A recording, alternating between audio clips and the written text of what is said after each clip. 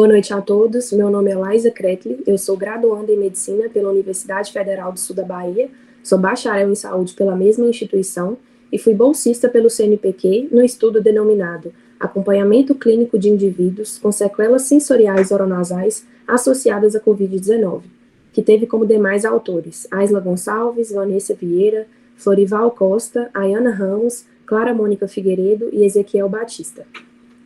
Sabemos hoje que a Covid-19 é uma doença capaz de afetar diversos sistemas do nosso organismo, bem como de causar sintomas persistentes, dentre eles as alterações de paladar e olfato. E segundo dados da OMS, cerca de 460 milhões de pessoas ao redor do mundo experienciaram alterações de olfato secundárias à infecção por SARS-CoV-2. E nesse contexto de construção de odores e sabores, a saliva entra como um adjuvante importante.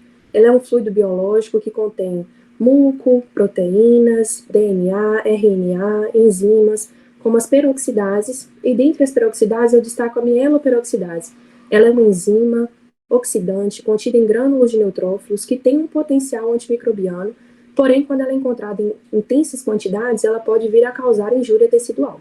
E conhecendo hoje o papel da laser terapia de baixa potência, vemos estudos mostrando sua aplicação em pacientes oncológicos, conhecendo seu potencial neuromodulador, anti-inflamatório, analgésico, a pergunta que norteou o nosso estudo foi: uma vez que a mieloperoxidase salivar em grande quantidade é capaz de causar dano tecidual e a aplicação do laser em baixa potência tem efeitos anti-inflamatório e neuromodulador, é possível que a laser terapia seja eficaz em corrigir sequelas oronasais em pacientes com alterações de paladar e olfato pós-Covid-19?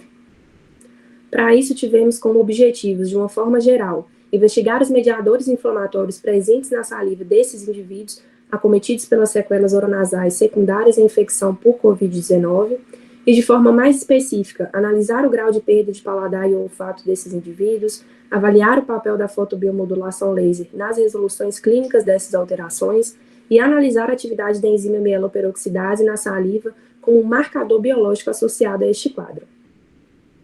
Para isso, nossa metodologia iniciou com a seleção dos participantes até o momento de intervenção com fotobiomodulação laser, passando pela avaliação do olfato, do paladar e pela análise da atividade da mieloperoxidase. Para a seleção dos participantes, convocamos indivíduos maiores de 18 anos que haviam contraído Covid-19 há mais de 30 dias e que apresentaram queixa de alteração de paladar e olfato por no mínimo 15 dias. Já para o grupo controle, convocamos também indivíduos maiores de 18 anos que não tivessem testado positivo para a Covid-19 ou que não apresentassem alterações de olfato e paladar. Dividimos esses participantes em grupos para que fizéssemos intervenções distintas. No grupo laser oral e laser nasal, aplicamos o laser, no grupo sham, apenas simulação e no grupo controle, apenas observação. Para avaliação do olfato, utilizamos o teste CCC-RC, The Connecticut Chemosensory Clinical Research Center Test, que avalia o olfato por dois vieses distintos. O primeiro é o de limiar olfatório. Fizemos a apresentação de álcool N-butílico em 7 concentrações distintas para esses pacientes, e a pergunta aqui era: ele é capaz de sentir o odor? A resposta seria sim ou não. Para cada resposta positiva, pontuaria 1 ponto. Já para a identificação de odores, apresentávamos 8 frascos com substâncias distintas, entre elas naftalina, paçoca, chocolate, e a pergunta aqui era: tem cheiro de quê? Uma vez que o paciente respondesse corretamente qual era a substância que estava sendo oferecida a ele, também pontuava 1 ponto. Sobre a avaliação do paladar, fizemos a aplicação de soluções em concentrações crescentes, com sabores salgado, doce, azedo e amargo no dorso da língua dos pacientes. Para isso, utilizamos uma ponteira descartável acoplada a um pipetador graduado e ofertávamos 10 microlitros das soluções no dorso da língua desses pacientes. Para isso, utilizamos cloreto de sódio, sacarose, ácido cítrico e cafeína. Uma vez que o participante respondesse corretamente qual era o sabor identificado, pontuava 1 ponto. Para a análise da atividade da mieloperoxidase, iniciamos com a coleta salivar em tubo graduado, após ofertar para esse paciente uma fita de parafina para que mastigasse por 5 minutos. Procedemos com o armazenamento dessa saliva em solução tampão a menos 20 graus Celsius, que foi descongelada e centrifugada no momento do ensaio. Fizemos também a avaliação de outros parâmetros salivares, como o pH, o fluxo, a capacidade tampão e outros mediadores inflamatórios, mas que não foram tão explorados nesse estudo como a atividade da mieloperoxidase. Sobre a intervenção com fotobiomodulação laser, no grupo laser oral, fizemos a aplicação em 10 pontos no dorso da língua, 3 pontos no palato mole e 1 ponto em pilar orofaringe bilateral, utilizando 1 joule por ponto, com duração de 10 segundos em cada ponto, num comprimento de onda na faixa do infravermelho. Já no grupo laser nasal, fizemos a inserção do aparelho por aproximadamente 1 centímetro em cada narina, em apenas 1 ponto, também na faixa do infravermelho, utilizando 4 joules por ponto, com duração de 40 segundos em cada narina. Já no grupo Chan, fizemos apenas a simulação da aplicação nos mesmos moldes do grupo laser oral, e no grupo controle não houve qualquer intervenção. Nós dividimos o nosso estudo nos tempos 0, 5 e 10, em que procedíamos com a coleta da saliva e os testes de olfato e paladar, além da intervenção com laser, que era feito também entre esses momentos, numa duração no intervalo de 2 vezes por semana. Aqui são figuras para ilustrar os nossos esquemas de aplicação, tanto em cavidade oral quanto em cavidade nasal, e a segunda figura mostra um paciente do nosso estudo que permitiu a divulgação da sua imagem.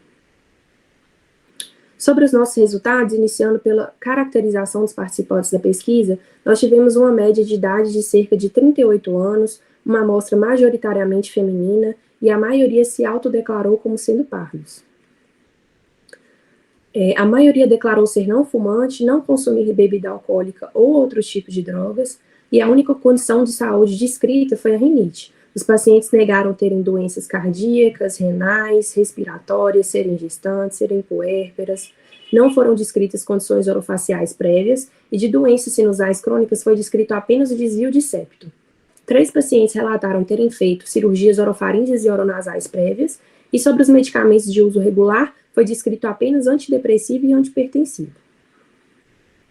Sobre os dados clínicos e epidemiológicos da infecção por SARS-CoV-2, o sintoma mais frequentemente descrito foi a cefaleia, seguido de febre, distúrbios olfativos e também odinofagia, dispneia, tosse e coriza. 100% da amostra se vacinou contra a Covid-19 e para diagnóstico a maioria optou pela realização do teste RT-PCR. 8 pacientes não tiveram Covid e foram alocados no grupo controle, e 2 pacientes tiveram resultado não reagente ou não realizaram teste, mas foram mantidos no estudo devido ao diagnóstico clínico da Covid-19. Sobre a análise do grau de perda de paladar e olfato, nós temos esses 2 gráficos, o primeiro tratando de olfato e o segundo tratando de paladar. Então, no primeiro gráfico, a gente consegue perceber que o grupo controle era o único grupo que se encontrava na faixa de normosmia, ou seja, não tinha alteração de olfato. Já os outros 3 grupos, oral, nasal e Chan, a gente consegue perceber que eles estão na faixa da hiposmia, quando tem algum grau de alteração de olfato. Já quando a gente analisa o paladar, a gente vê que todos os grupos, de uma forma geral, se encaixam na faixa de normogeusia, ou seja, não tem alterações gustativas estatisticamente significativas, ressaltando que esses gráficos foram construídos baseados no resultado do momento 0, né, anterior à intervenção com laser. Já quando a gente trata da avaliação do papel da fotobiomodulação laser nessas alterações, o primeiro gráfico se tratando de olfato e o segundo de paladar, a gente consegue perceber que houve uma melhora nos grupos se tratando do olfato, mas a melhora foi ainda melhor no grupo laser oral. Já quando a gente avalia o gráfico de paladar, a gente percebe que não houveram mudanças estatisticamente significativas, mas eu ressalto, né, mais uma vez, que no início do nosso estudo, a maioria das queixas se tratavam de olfato e não de paladar. Sobre a análise da atividade da enzima mieloperoxidase na saliva, a gente conseguiu perceber que a curva de MPO ela foi crescente com o passar do tempo, porém ela foi estatisticamente mais significativa no grupo laser oral, quando comparado ao grupo nasal e Chan. Então, frente a esses nossos resultados, a gente conseguiu perceber que tanto aqueles grupos que a gente fez a intervenção laser, quanto aquele grupo que a gente não interviu com a fotobiomodulação, todos apresentaram crescimento na curva de MPO. Porém, naqueles que fizemos a nossa intervenção, os dados foram estatisticamente mais relevantes. E aí a gente poderia pensar que o aumento da MPO poderia demonstrar uma injúria tecidual. Mas quando a gente correlaciona com os achados do grau de perda de paladar e olfato, a gente percebe que houve uma melhora clínica, principalmente no grupo laser oral. Mas a gente sabe que o nosso estudo tem algumas limitações, como, por exemplo, um N da pesquisa pequeno, né? Um período de acompanhamento pós-laser limitado, a gente não acompanhou por muito tempo para saber se essas melhoras perduraram, e também a utilização apenas da saliva como um fluido biológico. Nós não avaliamos, por exemplo, os fluidos do lavado nasal. Mas frente ao que encontramos, nós percebemos que a aplicação da laser terapia de baixa potência, ela pode ser capaz de promover metabolismo molecular, de promover a homeostase, que são essenciais para que a gente alcance a restauração dos sistemas olfatório e gustatório desses pacientes com sequelas secundárias à infecção por SARS-CoV-2. Então, frente a isso, a gente conseguiu concluir que a terapia com fotobiomodulação a laser pode ser eficaz na restauração desses sintomas secundários à infecção por SARS-CoV-2, e a gente sugere que esse estudo possa ser replicado nos moldes em que foi apresentado, com o maior número de indivíduos que possam ser acompanhados por um período de tempo maior, a fim de que a gente consiga validar o protocolo de fotobiomodulação neste cenário.